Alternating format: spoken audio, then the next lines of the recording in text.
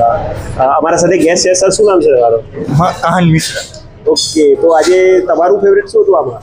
ચણાનું શાક અને પંજાબી શાક તો બધાનું ફેવરેટ જ હોય છે. ઓકે. એટલે મારું તો ડેઈલીનું, હું તો રોજ અહીંયા જ જમવા આવું છું. ઓકે. કેમ કે મારી જોબ જ ઇન્ફોસિટીમાં છે. એટલે ઓકે. અરે, કેટલા ટાઈમથી તમે આવો છો અહીંયા અંદાજિત 6-7 મહિના જેવું છું મારું. ઓકે, તો રેગ્યુલર તમે બહારનું જમતા હો છો, તો કેવું રહ્યું એક્સપિરિયન્સ ઓવરઓલ ને શું કહેવા માંગો છો? તો ઘર જેવું ટેસ્ટી જમવાનું ખાવું હોય તો પ્રમુખ ડાઇનિંગ હોલમાં જવાનું. એ તો બધા ઇન્ફોસિટીના જે એમ્પ્લોયર છે એને ખબર જ છે. ઓકે. ખાલી એક વસ્તુ નજદીક, રિઝનેબલ પ્રાઇસ અને સારા ટેસ્ટ પ્રમાણે અને ઘરનું ખાવાનું મળતું હોય ત્યાં સુધી બહારનું શું કરવા ખાવું એ પેલું. Nice nice, thank you so much sir, thank you. આ ગાંધીનગર ઇન્ફોસિટીનું પ્રમુખ ડાઇનિંગ હોલ છે. તમે અહીંયાની ભીડ જોઈ શકો છો.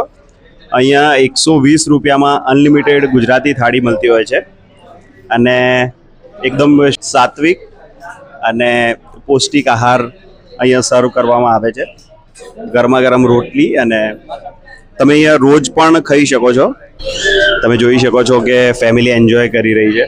અગર ગાંધીનગર ઇન્ફોસિટીના આજુબાજુ તમે રહેતા હોય તો તમે અહીંયા આવી શકો છો. ઇવન પીડીપીયુથી અને બહુ દૂર દૂરથી અહીંયા રોજ લોકો જમતા હોય છે અને તમે પ્રમુખ સ્વામીના અહીંયા દર્શન પણ કરી શકશો અને બહુ સારું જમવાનું એન્જોય કરી શકશો.